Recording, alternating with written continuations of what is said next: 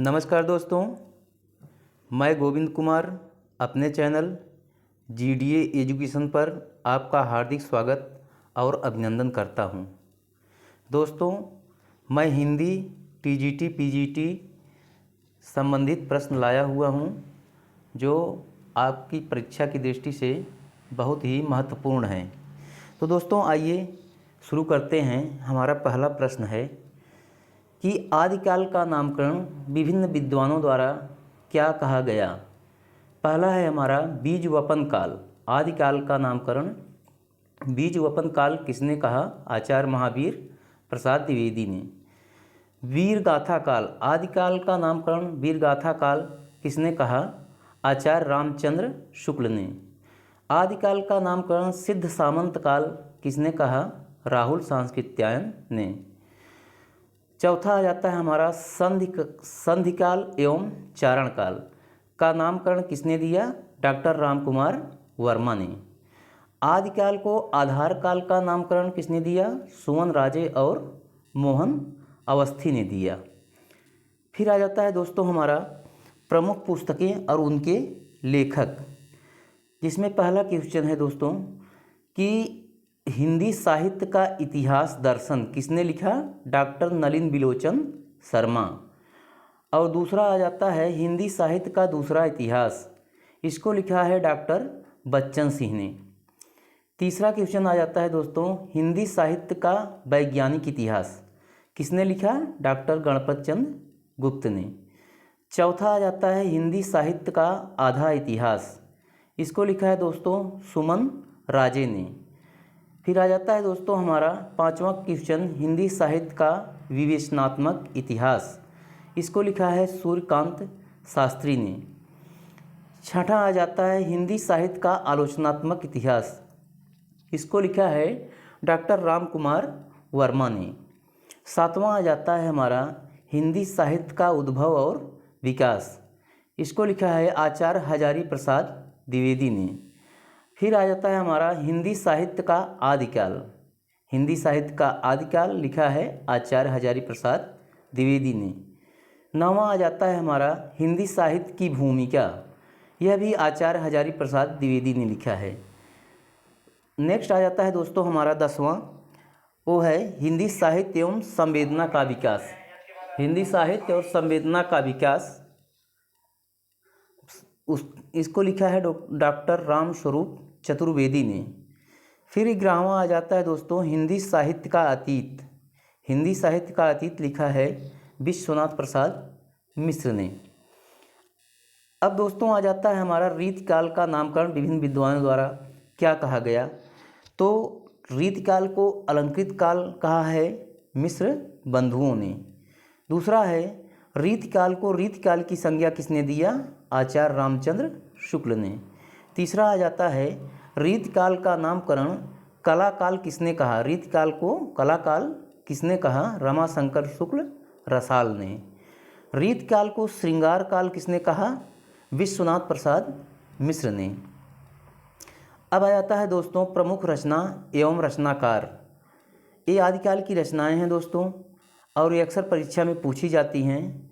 तो हमारा पहला आ जाता है बीसल देव रासो। बीसल देव रासो के रचनाकार हैं नरपति नाल। भारतेश्वर बाहुबली रास के रचनाकार हैं शालिभद्र सूरी। तीसरा आ जाता है रेवंत गिरिरास। रेवंत गिरिरास के रचनाकार हैं विजय सेन सूरी। चौथा आ जाता है चंदनवाला रास। चंदनवाला रास के रचनाकार हैं दोस्तों आसगु। फिर पांचवा आ जाता है विजयपाल रासो। विजयपाल रासो के रचनाकार हैं नल्ल सिंह। छठा आ जाता है जयचंद प्रकाश। जयचंद प्रकाश के रचनाकार भट्ट केदार हैं। सातवां आ जाता है परमाल रासो। परमाल रासो के रचनाकार दोस्तों हैं जगनिक, यह एक आला खंड है दोस्तों।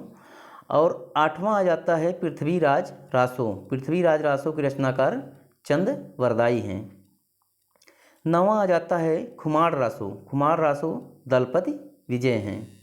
अब आ जाता है दोस्तों हमारा प्रमुख अपभ्रंश की रचनाएं। तो पहला है दोहा कोश। दोहा कोश के रचनाकार सरापा हैं। और दूसरा आ जाता है भविष्यति कहा। भविष्यति कहा के रचनाकार धनपाल हैं। तीसरा आ जाता है पौमचर्यऊ। पौमचर्यऊ के रचनाकार हैं दोस्तों स्वयंभू। पौमचर्यऊ एक राम काव्य पर आधारित यह रचना है दोस्तों। यह स्वयंभू द्वारा लिखित है और स्वयंभू को अपभ्रंश का वाल्मीकि भी कहा जाता है। चौथा आ जाता है जो दोस्तों हमारा जसहर चरियू। जसहर चरियू के रचनाकार पुष्पदंत हैं। पांचवा आ जाता है कीर्तिलता। कीर्तिलता के रचनाकार विद्यापति हैं। और छठा आ जाता है कीर्ति पताका। कीर्ति पताका के रचनाकार भी विद्यापति हैं। और सातवां आ जाता है पदावली। पदावली के भी रचनाकार विद्यापति हैं। आठवां आ जाता है पाहुड़ दोहा। पाहुड़ दोहा के रचनाकार मुनिराम सिंह हैं। नौवां आ जाता है दोस्तों राउलवेल। राउलवेल की रचना दोस्तों रोड़ा कवि ने किया है। 10वां आ जाता है प्रबंध चिंतामणि। प्रबंध चिंतामणि के रचनाकार मेरुतुंग हैं। 11वां आ जाता है उक्ति व्यक्ति प्रकरण। उक्ति व्यक्ति प्रकरण के रचनाकार दामोदर शर्मा हैं। 12वां आ जाता है जय मयंक की जस चंद्रिका। इसके रचनाकार मधुकर कवि हैं। अब दोस्तों हमारा आ जाता है प्रमुख आचार और उनके दर्शन। यह दोस्तों परीक्षा की दृष्टि से बहुत ही महत्वपूर्ण है और इसमें एक दर्शन पूछा ही जाता है और यह परीक्षा में हर वर्ष आता है दोस्तों। तो पहला देखिए है विशिष्टाद्वैतवाद। विशिष्टाद्वैतवाद के रचनाकार दोस्तों हैं रामानुजाचार्य। और दूसरा आ जाता है अद्वैतवाद। अद्वैतवाद के रचनाकार शंकराचार्य हैं।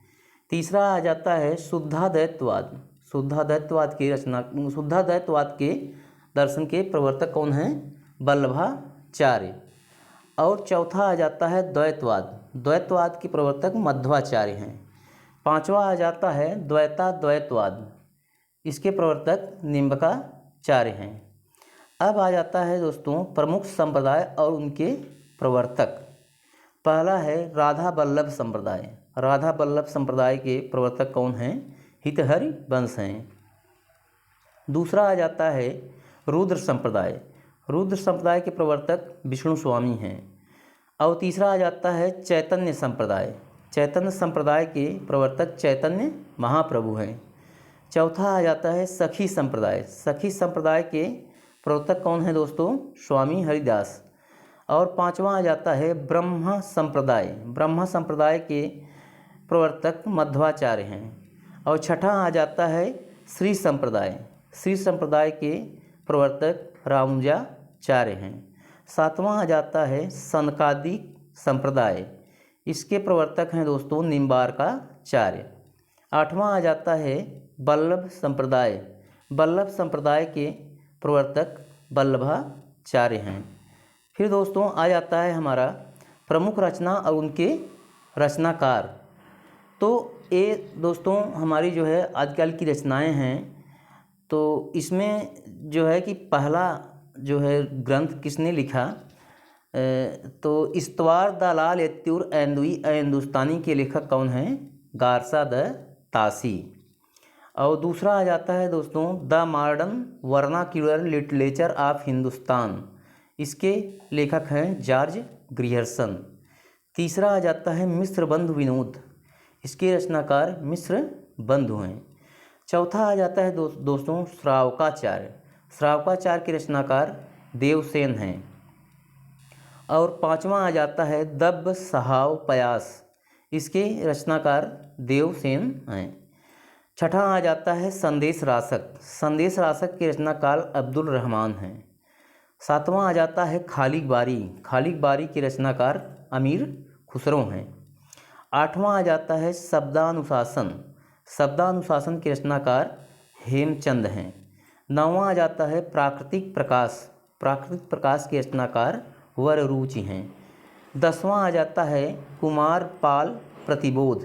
कुमारपाल प्रतिबोध के रचनाकार सोमप्रभु सूरी हैं। 11वां आ जाता है हमारा खुमार रासो। खुमार रासो के रचनाकार दलपति विजय हैं। 12वां आ जाता है दोस्तों आत्मबोध। आत्मबोध के रचनाकार गोरखनाथ हैं।